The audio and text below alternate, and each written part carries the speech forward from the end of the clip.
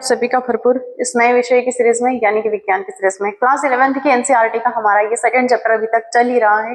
आज हम इसमें जंतु जगत के बारे में पढ़ेंगे। 5 किंगडम क्लासिफिकेशन में हमारा ये आखिरी जगत बचा है जंतु जगत, जो आर.एच. बिटेकर ने दिया था।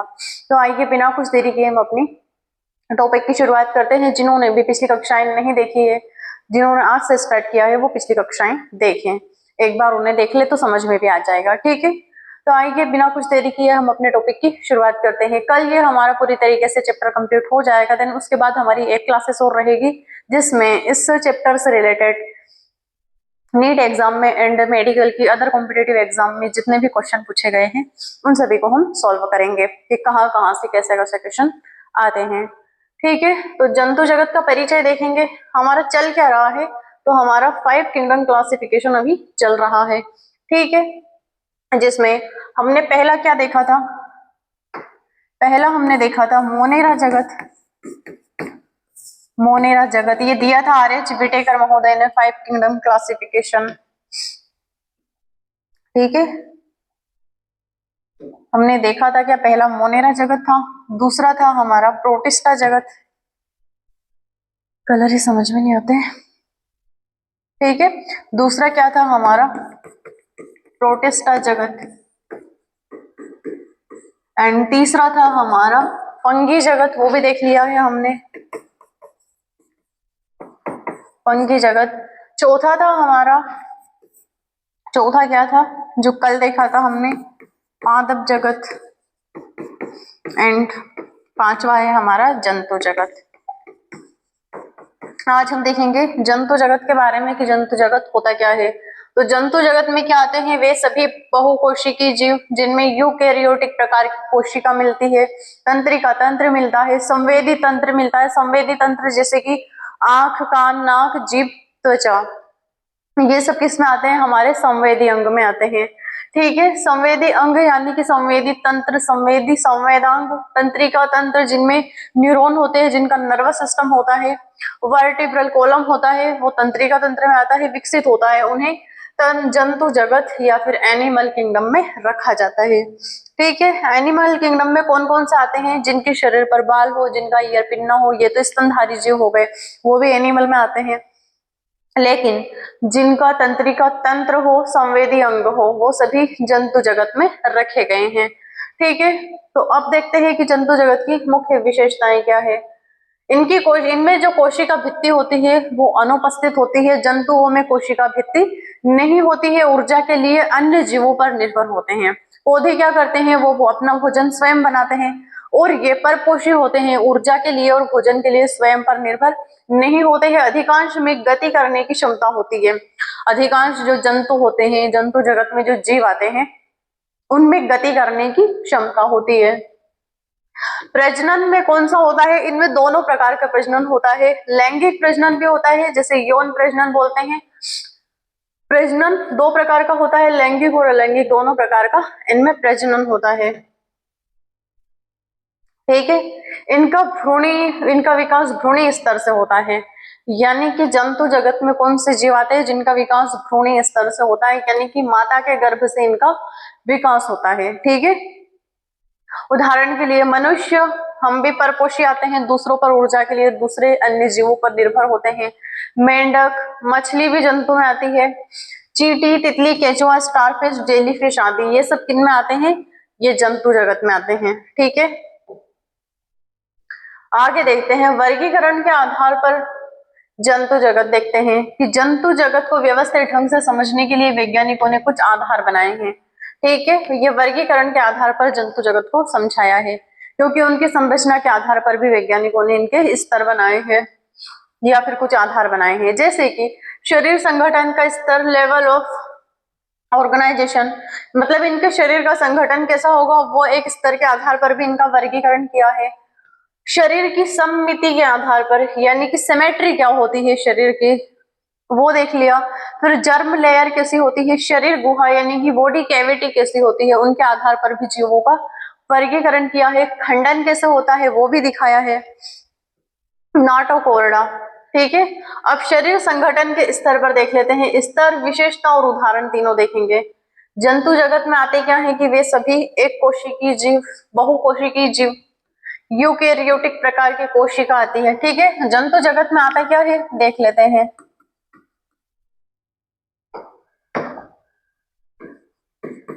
जंतु जगत में होता क्या है, बहुकोशिकीय जीव,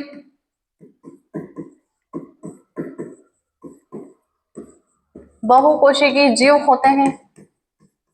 ठीक है, बहुकोशिकीय जीव होते हैं। इनमें यूकेरियोटिक प्रकार की कोशिका पाई जाती है। यूकेरियोटिक प्रकार की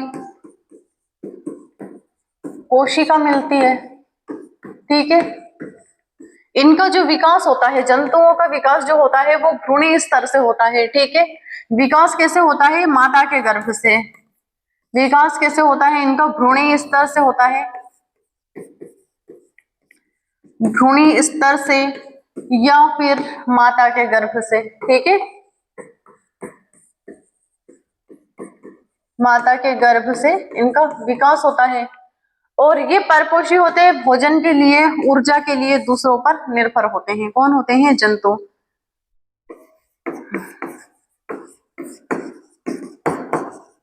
भोजन के लिए परपोषी होते हैं। ठीक है,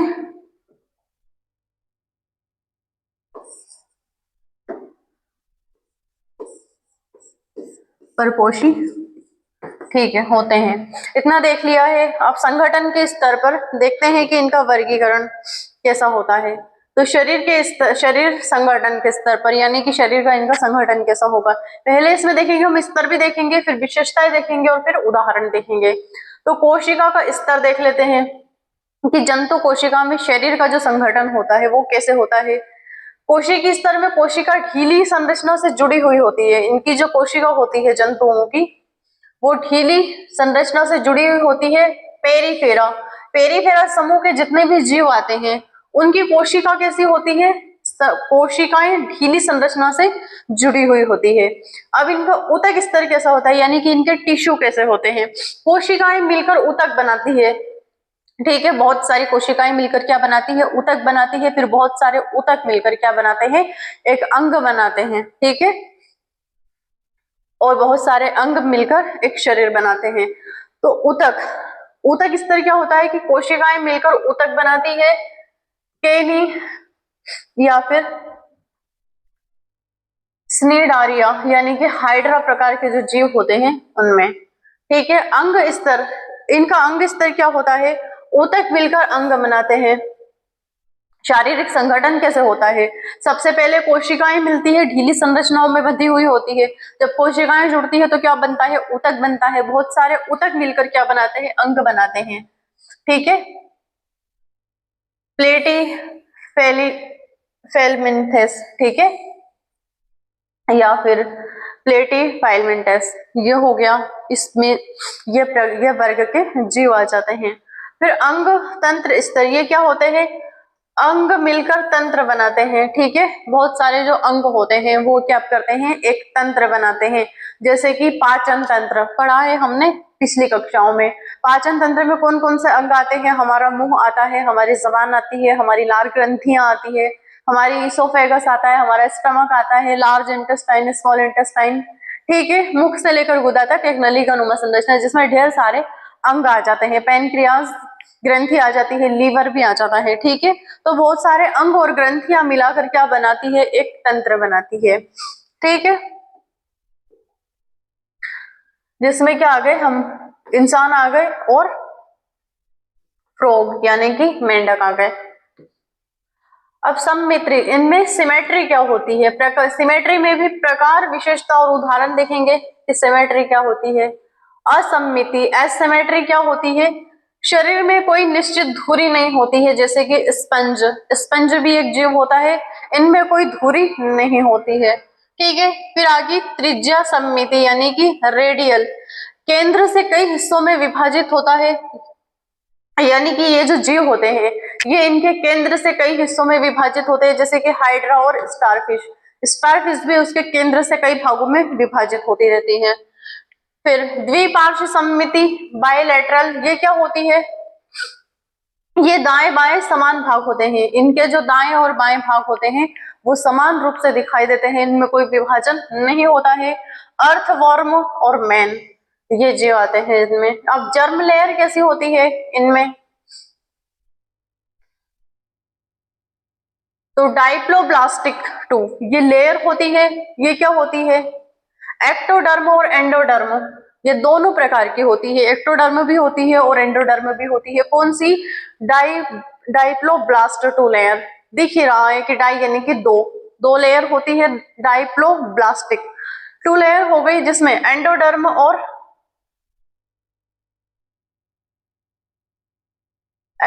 और एक्सोडर्म जैसे कि हाइड्रा प्रकार के जीव हो गए। फिर आई है ट्राइप्रो यानी कि ट्राइप्लोब्लास्टिक 3 लेयर, ये क्या होती है, एंडोडर्म, मेसोडर्म और एक्टोडर्म, मेसोडर्म, एंडोडर्म तीनों प्रकार के इसमें जीव आते हैं। विशेषता में तो ये इस प्रकार के जीव आते हैं, उदाहरण के लिए कौन सा आ गया, अर्थडाउन एम मैन। शरीर गुहा यानी कि इनमें बॉडी कैविटी कैसी होती है, अब इसमें भी प्रकार, विशेषता और उदाहरण देख लेते हैं। एसेलोमेट ये क्या होती है, इसकी विशेषता क्या होती है, एसेलोमेट की विशेषता, शरीर में कोएलम नहीं होता है। प्लेटीहेल्शियम जैसे कि टीनियम ये भी एक जीव है। फिर आ गया स्यूडोक्लोएमेट, ये क्या होती है, झूठी कैविटी होती है, झूठी गुहा होती है। कौन से जीव आ गए इसमें, एस्केरिस। फिर आ गया कोएलोमेट मैन, ये इधर का आ गया, कोएलोमेट एक कैविटी होती है, इसमें कौन सी, ये वास्तविक गुहा होती है जीवों के शरीर में। इसमें क्या हो गया, अर्थवॉर्म। अब देखते हैं कि खंडन कैसा होता है, इसमें सेगमेंटेशन कैसे होता है। वो तो शरीर यानी कि कोशिका के आधार पर उन्होंने वर्गीकरण कर दिया था। बिना खंडन स्पंज, हाइड्रा आदि, मतलब स्पंज और हाइड्रा जीव होते हैं, इनमें कोई खंडन नहीं होता है। फिर खंडित शरीर, केंचुआ, झींगा और मनुष्य। खंडित शरीर कैसे, क्योंकि इनमें लैंगिक प्रजनन होता है और इनकी कोशिकाओं में विभाजन होता रहता है, इनकी कोशिकाओं में विभाजन नहीं होता है। फिर आ गया हमारा नोटोकार्ड, ये क्या होता है, नोटोकार्ड लचीला छड़नुमा ढांचा जो भ्रूणी अवस्था में शरीर को आधार देता है। ये क्या है, ये नोटोकार्ड यानी कि एक रीढ़ की हड्डी होती है। जब बच्चा माता के गर्भ में होता है तो वो कुछ इस प्रकार से होता है, बच्चा जब माता के गर्भ में होता है तो वो कुछ इस प्रकार से होता है, छोटा सा। अब यहाँ पर इसका सिर हो गया, अब यहाँ से उसके जो रीढ़ की हड्डी चलेगी वो एक लचीली होती है जो यहाँ तक होती है। तो नोटोकार्ड यानी कि रीढ़ की हड्डी होती है भ्रूणी अवस्था में, रीढ़ की हड्डी, ठीक है। ये जो लचीला छड़नुमा ढांचा जो भ्रूणी अवस्था में शरीर को आधार देता है। जब एक कोशिका से उसमें विभाजन होगा, ठीक है, पहले 4 कोशिकाओं में विभाजन हुआ, प्रत्येक कोशिका एक जीव बनाने की क्षमता रखता है, ठीक है।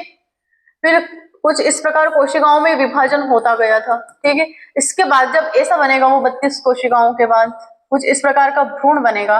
तो भ्रूण को, भ्रूणी अवस्था को आधार कौन देता है, ये जो हमारा वर्टिब्रल कॉलम होता है ये ही आधार देता है। सबसे पहले यदि विकास किसी का होता है तो हमारी रीढ़ की हड्डी का होता है, जिसे क्या बोलते हैं, शरीर को आधार देता है नोटोकार्ड।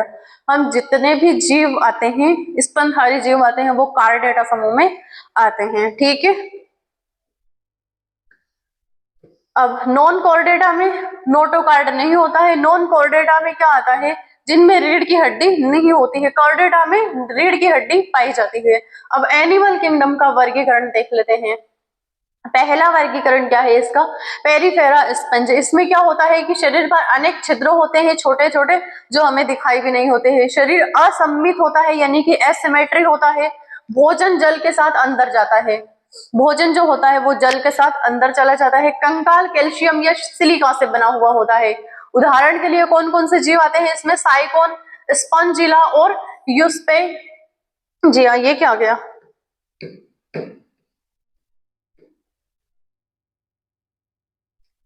ठीक है, इसको रोक के रखते हैं। एनिमल किंगडम का वर्गीकरण यानी कि जंतुओं का वर्गीकरण। पहला वर्गीकरण क्या है इसका, पेरीफेरा, पेरीफेरा प्रकार के समूह में वर्ग में कौन कौन से जीव और किस प्रकार के आते हैं? तो शरीर पर अनेक छिद्र होते हैं उनके। फिर शरीर असिमेट्री होता है यानी कि सममित होता है, असममित होता है। भोजन जल के साथ अंदर चला जाता है। और उनका जो कंकाल तंत्र होता है, उनकी हड्डियां किनकी होती है? कैल्शियम और सिलिका से बनी हुई होती है। हमारी हड्डियों में कैल्शियम तो होता है, लेकिन इसके अलावा कुछ और भी तत्व होता है, सिलिका नहीं होता है, ठीक है। इसलिए इसमें हम नहीं आते हैं। हमारा भोजन बिना जल के भी अंदर चला जाता है, बाद में हमें जल की आवश्यकता होती है। तो कंकाल तंत्र कैल्शियम और सिलिका से बना हुआ होता है। भोजन जल के साथ अंदर जाता है। उनके जो पाचन तंत्र होता है उसमें जल के साथ भोजन अंदर जाता है। उदाहरण के लिए कौन कौन से जीव आ गए? साइकोन आ गया, साइकोन के बाद स्पॉन्जिला आ गया, और दूसरा आ गया एस्पॉन्जिया, ठीक है। फिर आ गया कोलेंट्रेटा या फिर साइनी या फिर स्नेडारिया, स्नेडारिया भी बोलते हैं कहीं पर, स्नाइडारिया भी है, ठीक है। शरीर ऊतक स्तर का होता है। इनका जो शरीर होता है वो ऊतक स्तर का होता है, यानी कि इनका जो शरीर बना हुआ होता है वो सेल से तो बना हुआ होता है, लेकिन किसी अंग का नहीं बना होता है। इनका शरीर सिर्फ ऊतक का बना हुआ होता है, ऊतक का बना हुआ उनका शरीर होता है। रेडियल यानी कि इनकी जो त्रिज्या होती है वो सममिति होती है, त्रिज्या सिमेट्री होती है इनकी, ठीक है। नीडोसाइट नामक विशेष डंक कोशिकाएं पाई जाती है। इनमें एक नीडोसाइट नामक एक विशेष डंक कोशिकाएं पाई जाती है, ठीक है। जैसे कि हाइड्रा एक जीव होता है, जेलीफिश, इनमें कौन कौन से जीव आते हैं ये याद रखना। किसमें? कोएलेंट्रेटा में। कोलेंट्रेटा में कौन कौन से, या फिर स्नेडेरिया में कौन कौन से आते हैं? हाइड्रा आते हैं, जेलीफिश आते हैं, ओबेलिया आते हैं, सी यानी कि समुद्री जंतु आते हैं, सी एनिमल यानी कि समुद्री जंतु आते हैं। देख लेते हैं एक बार और कि कैसे इनका जो शरीर होता है कोशिकाओं से तो बना होता है, लेकिन ऊतक का बना और अंग रहित होता है। ऊतक के निर्माण के बाद इनमें विभाजन नहीं हुआ, इनमें कोई जुड़ाव नहीं हुआ, तो ये सिर्फ ऊतक का बना हुआ होता है, ठीक है। इनका जो अंग होता है ऊतक का बना, इनका शरीर ऊतक स्तर का होता है, कोशिका से ऊतक बन गए, लेकिन अंग रहित होता है, कोई अंग नहीं होता है इनके शरीर में, सिर्फ ऊतक का बना हुआ होता है। रेडियल सिमेट्री होती है, इनकी जो त्रिज्या होती है वो सममिति होती है, ठीक है।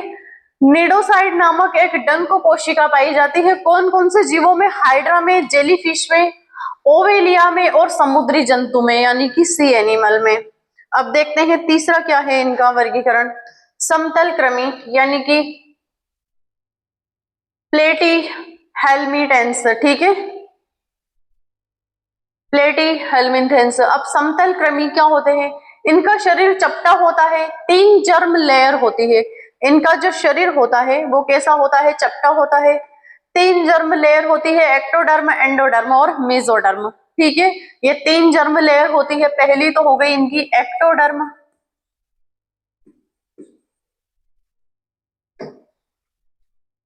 पहली क्या हो गई इनकी? एक्टोडर्म हो गई। दूसरी क्या हो गई? एंडोडर्म हो गई।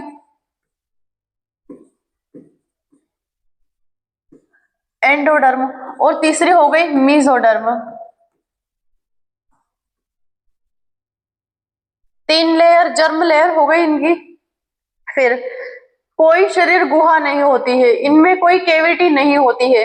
कैसे होगी? शरीर चपटा है, 3 जर्म लेयर होती है, कोई गुहा नहीं होती, यानी कि कोई कैविटी नहीं होती है इनसे। इस प्रकार के जीवों में, समतल क्रमी में कई परजीवी होते हैं, ठीक है। अब ये भी परजीवी होते हैं, जंतु भी कैसे होते हैं? परजीवी होते हैं। उदाहरण के लिए टैप वर्म यानी कि टीनिया, फिर आ गया प्लेनेरिया, फिर आ गया तीसरा क्या है? फेसी यानी कि फेसियोलिया, ठीक है। फिर आ गए हमारे गोल क्रमी। इनमें क्या होता है? शरीर गोल एवं पतला होता है। फिर क्या हो गया इसमें? सेडियो, ये क्या लिखा रहा है?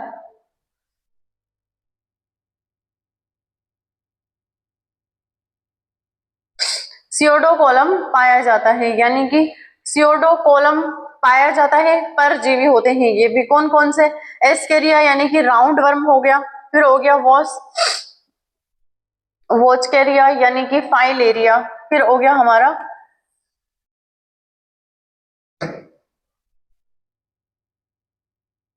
इंटरवल्स।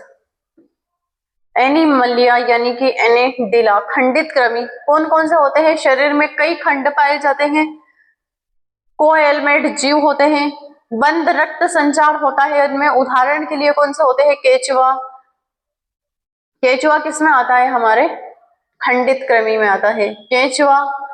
नेरेट्स और लीची, जो लीची एक जीव होता है वो भी केचुए के जैसा दिखाई देता है। फिर आगे हमारे ऑर्थ्रोपोडा, सबसे बड़ा संघ होता है, शरीर खंडित संयुक्त पैर होते हैं। शरीर कौन सा विभाजित होता है? संयुक्त पैर होता है। खुला रक्त संचार तंत्र होता है, यानी कि खुला परिसंचरण तंत्र होता है। कौन कौन से? कॉकरोच, बटरफ्लाई, स्क्रब एवं स्कॉर्पियन। अब आगे हमारा मोलस्क का प्रकार का जीव, शरीर मुलायम और अधिकतर खोल में पाया जाता है। इसमें भी खुला रक्त संचार होता है, ठीक है, यानी कि उनका ब्लड सर्कुलेशन होता है, वो खुला परिसंचरण तंत्र होता है। कोएलमेट होता है, पीला पीला यानी कि घोंगा प्रकार का एक जीव होता है वो, और ऑक्टोपस और यूनियो। फिर आ गया हमारा एकिनोडर्मेटा, ये क्या होता है? केवल समुद्री जीव, एक्वेनोडर्मेटा, ठीक है। एक्वा नाम कहीं पर भी आ जाए तो समुद्र या फिर जलीय जीवों से संबंधित केवल समुद्री जीव आते हैं। वयस्क में रेडियल सममिति होती है, जलवाहक तंत्र होता है, वाटर वस्कुलर सिस्टम होता है, ठीक है। इनमें जलवाही का तंत्र तो होता है, लेकिन वाटर क्या होता है? वस्कुलर सिस्टम होता है। स्टारफिश, सी यूक्रियन, सी कोकुम्बर, ठीक है, इस प्रकार के इनमें जीव पाए जाते हैं। फिर आ गया हमारा कोरडेटा प्रकार का समूह। नोटोकार्ड पाई जाती है, पीठ की ओर मुड़ी नाड़ी रज्जु होती है। फिर क्या होता है? बंद रक्त संचार तंत्र होता है। उदाहरण के लिए मछली, मेंढक, पक्षी और मनुष्य, यानी कि स्तनधारी जो जीव होते हैं उनमें कैसा होता है? बंद रक्त परिसंचरण तंत्र होता है, यानी कि उनका जो ब्लड सर्कुलेशन होता है वो रक्त वाहिनियों के द्वारा होता है, ठीक है। फिर कोर्डेटा का उपविभाजन, कोर्डेटा के उपविभाजन में क्या आता है?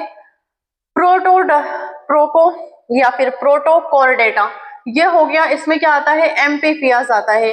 फिर आ गया वर्टिब्रा, वर्टिब्रा में क्या आ गया? जिनकी रीढ़ की हड्डी होती है, ठीक है, जिनमें रीढ़ की हड्डी होती है वो आ गए। फिर क्या आ गया? फिशेस यानी कि मछली, रोहू और स्काउट, ये आ गया। फिर तीसरा क्या है? एम्फीबिया, एम्फीबिया में क्या आ गया? उभयचर जीव, जो जल में भी रहते हैं और थल में भी रहते हैं। फ्रॉग आ गया, यानी कि मेंढक आ गए, और सेलेमेंदर, ये भी भयानक नाम है इन जीवों के, ठीक है। आज एक भी इमेज नहीं लगाया है, कल फिर से क्लासेस होगी, उनमें सभी के इमेज लगा दिए जाएंगे, ठीक है।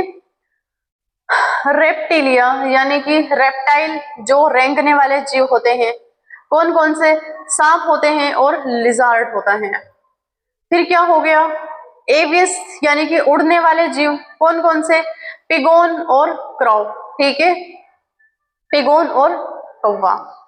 फिर आ गया मेमेलिया, इसमें क्या आ गए? सभी स्तनधारी जीव आ गए, जिनके बाल हो, ईयर पिन ना हो, शरीर पर बहुत सारे बाल हो, और जो अपने बच्चे के पोषण के लिए, जो दूध स्त्रावण के लिए जिनमें स्तन ग्रंथियां दी गई है, वो सभी जीव हो। उदाहरण के लिए मनुष्य, कुत्ता और गाय, ये सभी स्तनधारी जीव आ गए। अब नीट के लिए इसमें इंपॉर्टेंट क्या होता है? पेरिफेरा से लेकर एक्नोकॉर्डेमा यहाँ तक के जीव आते हैं। नॉन कॉर्डेटा यानी कि अकशेरुकी, जिसमें रीढ़ की हड्डी नहीं होती है। कॉर्डेटा यानी कि कशेरुकी, जिसमें रीढ़ की हड्डी पाई जाती है, ठीक है, जिसमें रीढ़ की हड्डी पाई जाती है। उदाहरणों को याद करना बेहद जरूरी होता है, नीट में अक्सर पूछा जाता है। नीट में अक्सर जो क्वेश्चन पूछे जाते हैं वो उदाहरण से ही पूछे जाते हैं। कौन सा फाइलम टिप्रोब्लास्टिक है? कौन सी विशेषता केवल कोर्डेटा में पाई जाती है? ठीक है, जिनमें रीढ़ की हड्डी होती है। सही फाइलम, उदाहरण का मिलान। तो आज के लिए इतना ही, ये सिर्फ इंट्रोडक्शन देखा था, कल हम इसके सभी वर्ग को डिटेल में देखेंगे। तो क्लास को देखते रहिएगा, पढ़ते रहिएगा। बाय, गुड डे, धन्यवाद।